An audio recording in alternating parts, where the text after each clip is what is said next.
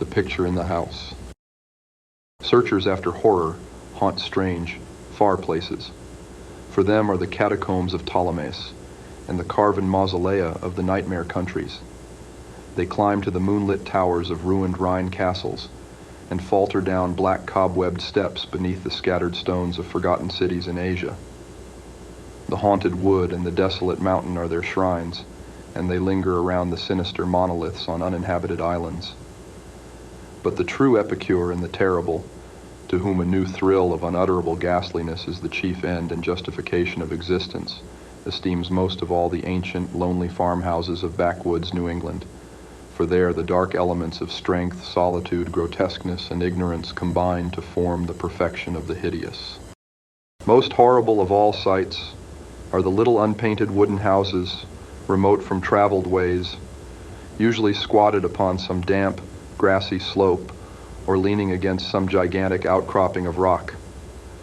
200 years and more they have leaned or squatted there, while the vines have crawled and the trees have swelled and spread. They are almost hidden now in lawless luxuriances of green and guardian shrouds of shadow, but the small paned windows still stare shockingly, as if blinking through a lethal stupor which wards off madness by dulling the memory of unutterable things. In such houses have dwelt generations of strange people, whose like the world has never seen. Seized with a gloomy and fanatical belief which exiled them from their kind, their ancestors sought the wilderness for freedom. There the scions of a conquering race indeed flourished free from the restrictions of their fellows, but cowered in an appalling slavery to the dismal phantasms of their own minds.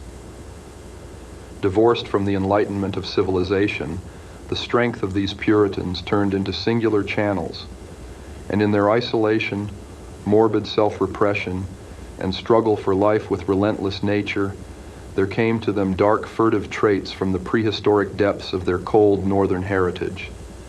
By necessity practical, and by philosophy stern, these folk were not beautiful in their sins. Erring as all mortals must, they were forced by their rigid code to seek concealment above all else, so that they came to use less and less taste in what they concealed. Only the silent, sleepy, staring houses in the backwoods can tell all that has lain hidden since the early days, and they are not communicative, being loath to shake off the drowsiness which helps them forget.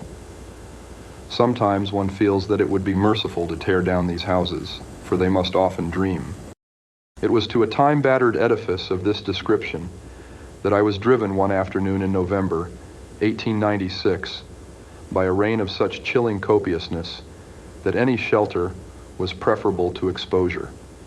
I had been traveling for some time amongst the people of the Miskatonic Valley in quest of certain genealogical data, and from the remote, devious, and problematical nature of my course, had deemed it convenient to employ a bicycle despite the lateness of the season. Now I found myself upon an apparently abandoned road, which I had chosen as the shortest cut to Arkham, overtaken by the storm at a point far from any town, and confronted with no refuge save the antique and repellent wooden building which blinked with bleared windows from between two huge leafless elms near the foot of a rocky hill. Distant though it was from the remnant of a road, the house nonetheless impressed me unfavorably the very moment I espied it. Honest, wholesome structures do not stare at travelers so slyly and hauntingly, and in my genealogical researches, I had encountered legends of a century before, which biased me against places of this kind.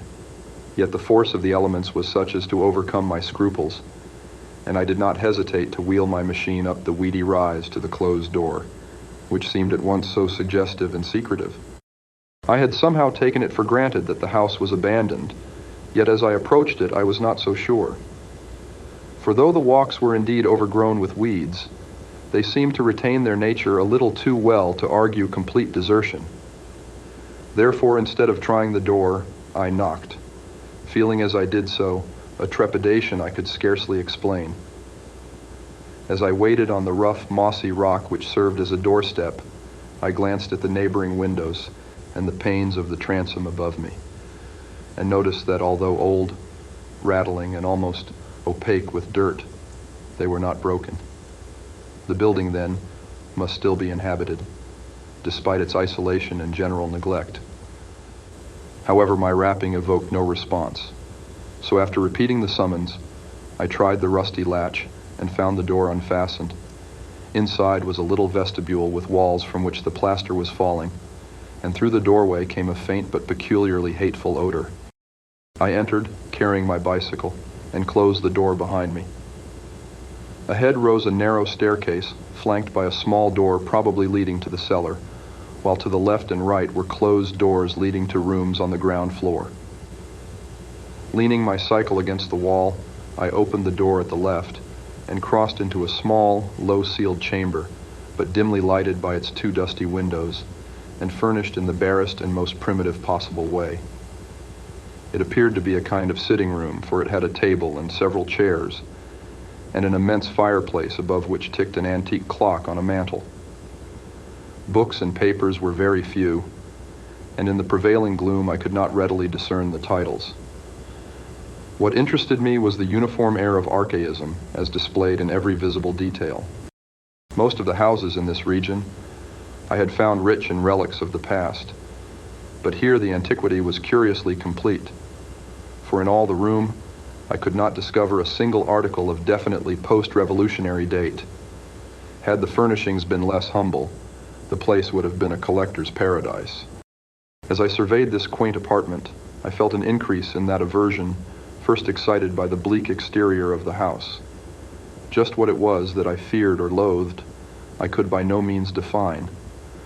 But something in the whole atmosphere seemed redolent of unhallowed age, of unpleasant crudeness, and of secrets which should be forgotten. I felt disinclined to sit down, and wandered about examining the various articles which I had noticed. The first object of my curiosity was a book of medium size lying upon the table and presenting such an antediluvian aspect that I marveled at beholding it outside a museum or library. It was bound in leather with metal fittings and was in an excellent state of preservation, being altogether an unusual sort of volume to encounter in an abode so lowly. When I opened it to the title page, my wonder grew even greater, for it proved to be nothing less rare than Pigafetta's account of the Congo region, written in Latin from the notes of the sailor Lopez and printed at Frankfurt in 1598. I had often heard of this work, with its curious illustrations by the brothers Debris, hence for a moment forgot my uneasiness in my desire to turn the pages before me. The engravings were indeed interesting, drawn wholly from imagination and careless descriptions, and represented Negroes with white skins and Caucasian features. Nor would I soon have closed the book had not an exceedingly trivial circumstance upset my tired nerves and revived my sensation of disquiet.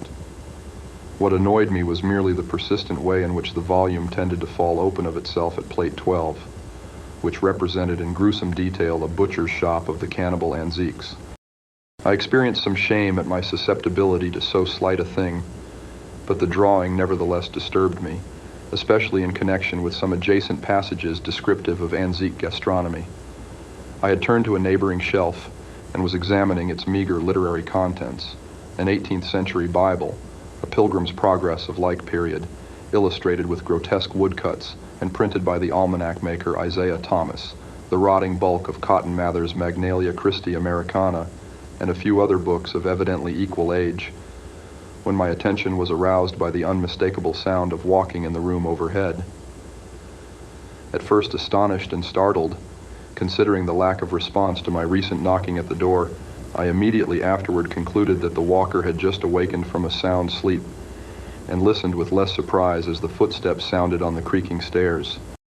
The tread was heavy, yet seemed to contain a curious quality of cautiousness, a quality which I disliked the more because the tread was heavy. When I had entered the room, I had shut the door behind me. Now, after a moment of silence during which the walker may have been inspecting my bicycle in the hall, I heard a fumbling at the latch and saw the paneled portal swing open again. In the doorway stood a person of such singular appearance that I should have exclaimed aloud, but for the restraints of good breeding. Old, white-bearded, and ragged, my host possessed a countenance and physique which inspired equal wonder and respect.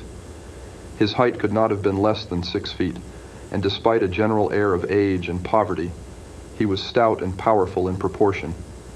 His face, almost hidden by a long beard which grew high on the cheeks, seemed abnormally ruddy and less wrinkled than one might expect, while over a high forehead fell a shock of white hair, little thinned by the years. His blue eyes, though a trifle bloodshot, seemed inexplicably keen and burning. But for his horrible unkemptness, the man would have been as distinguished looking as he was impressive. This unkemptness, however, made him offensive despite his face and figure. Of what his clothing consisted I could hardly tell, for it seemed to me no more than a mass of tatters surmounting a pair of high, heavy boots, and his lack of cleanliness surpassed description.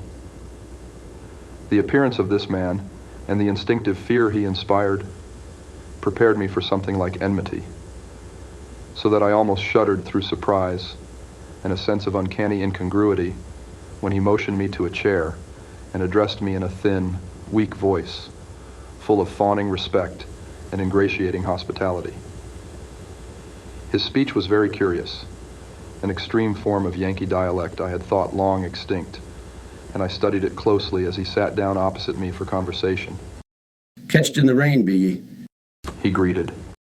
"Glad ye was nigh the house and had the sense to come right in. I calculate I was asleep, else I'd have heard ye. I ain't as young as I used to be, and I need a powerful sight of naps nowadays.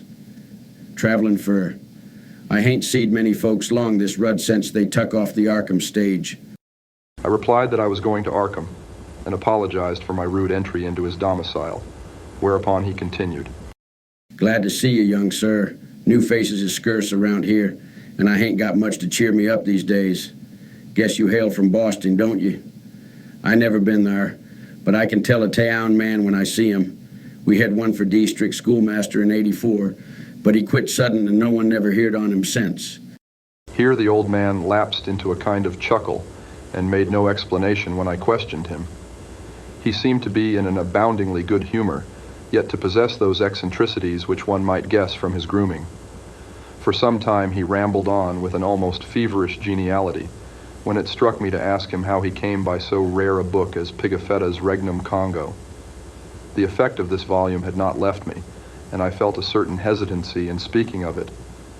But curiosity overmastered all the vague fears, which had steadily accumulated since my first glimpse of the house. To my relief, the question did not seem an awkward one, for the old man answered freely and volubly. "Oh, that Afriky book? Captain Ebenezer Holt traded me that in '68, him as was killed in the war." Something about the name of Ebenezer Holt caused me to look up sharply. I had encountered it in my genealogical work, but not in any record since the Revolution. I wondered if my host could help me in the task at which I was laboring, and resolved to ask him about it later on. He continued. "Ebenezer was on a Salem merchantman for years and picked up a sight of queer stuff in every port. He got this in London, I guess. He used to like to buy things at the shops. I was up to his house once on the hill, trading hosses, when I see this book. I relished the pictures, so he give it in on a swap. 'Tis a queer book. Here, leave me get on my spectacles." The old man fumbled among his rags, producing a pair of dirty and amazingly antique glasses with small octagonal lenses and steel bows. Donning these, he reached for the volume on the table and turned the pages lovingly. "Ebenezer could read a leetle of this. 'Tis Latin, but I can't. I had 2 or 3 schoolmasters read me a bit, and Passon Clark, him they say got drowned in the pond. Can you make anything out in it?" I told him that I could, and translated for his benefit a paragraph near the beginning. If I erred, he was not scholar enough to correct me, for he seemed childishly pleased at my English version. His proximity was becoming rather obnoxious, yet I saw no way to escape without offending him. I was amused at the childish fondness of this ignorant old man for the pictures in a book he could not read, and wondered how much better he could read the few books in English which adorned the room. This revelation of simplicity removed much of the ill-defined apprehension I had felt, and I smiled as my host rambled on. "A queer how pictures can set a body thinking. Take this one here near the front. Have you ever seen trees like that with big leaves a flopping over and down? And them men, them can't be, they do beat all. Kinder like Injuns, I guess, even if they be in Afriky. Some of these here critters looks like monkeys, or half monkeys and half men, but I never heard of nothing like this Here he pointed to a fabulous creature of the artist, which one might describe as a sort of dragon with the head of an alligator.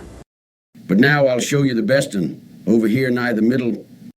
The old man's speech grew a trifle thicker, and his eyes assumed a brighter glow. But his fumbling hands, though seemingly clumsier than before, were entirely adequate to their mission.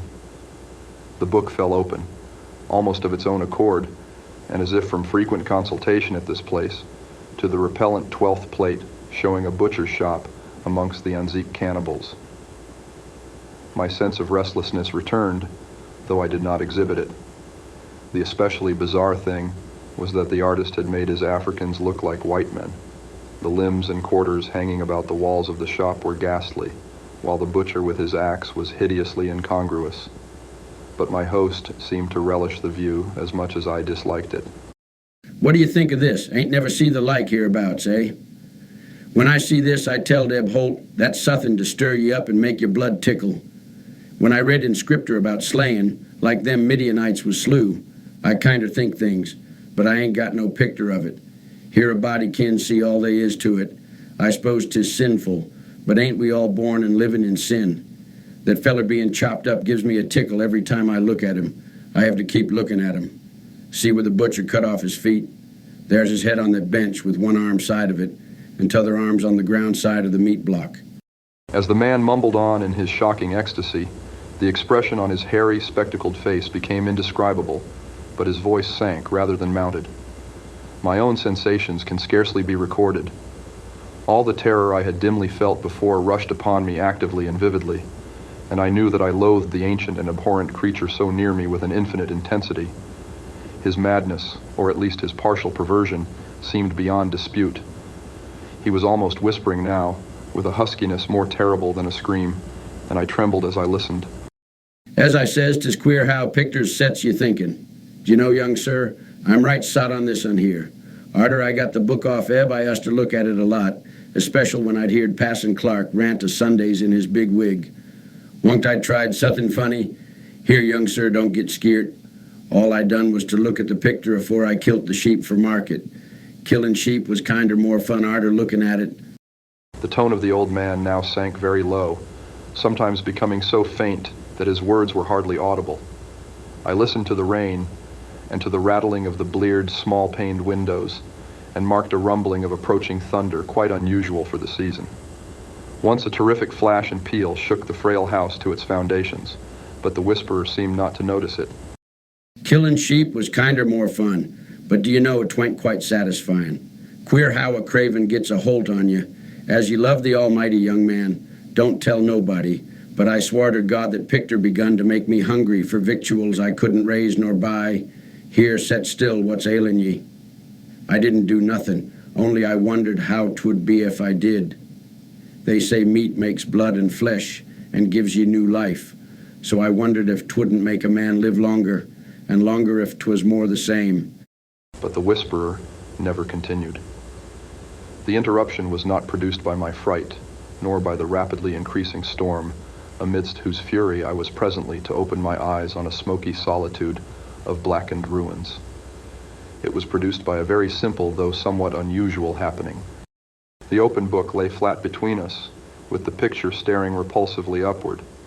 As the old man whispered the words, "More the same," a tiny spattering impact was heard, and something showed on the yellowed paper of the upturned volume. I thought of the rain and of a leaky roof, but rain is not red.